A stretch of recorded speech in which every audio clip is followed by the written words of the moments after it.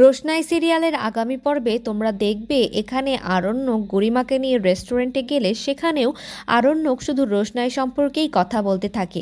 গরিমা তখন বলে, তোমার কি মনে হয় রোশনাইয়ের বিয়েটা সুখের হবে নাকি দুঃখের হবে? তখন আরণ্যক বলে, রোশনাইয়ের বিয়ে সুখের হবে নাকি দুঃখের হবে সেটা আমি কি করে বলবো? আমি তো সবসময় রোশনাইয়ের পিছনে পড়ে থাকতে পারি না, আর রোশনাইয়ের জন্য আমি আর কোনো চিন্তা করতে চাই না। কিন্তু তখন গরিমা বলে, তুমি রোশনাইকে নিয়ে অনেক বেশিই ভাবো, সেটা আমার থেকে বেশি ভালো কেউ জানে না।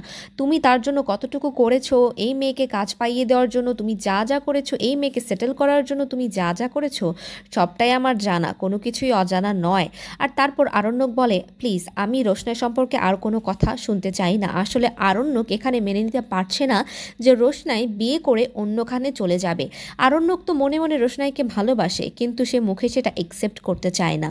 আর অপরদিকে আমরা দেখব রোশনাই মিনি এবং বড়মাকে বলে, আমি জানি না আমার বিয়েটা সুখের হবে নাকি দুঃখের হবে, আমি জানি না পরিবারটা কেমন হবে, কিন্তু যদি সব কিছু ঠিকঠাক থাকে তাহলে তুমি মিনি দিদিকে নিয়ে আমার ওখানে বানারসে এসো, আমি মিনি দিদিকে নিয়ে সবটা ঘুরে দেখাবো।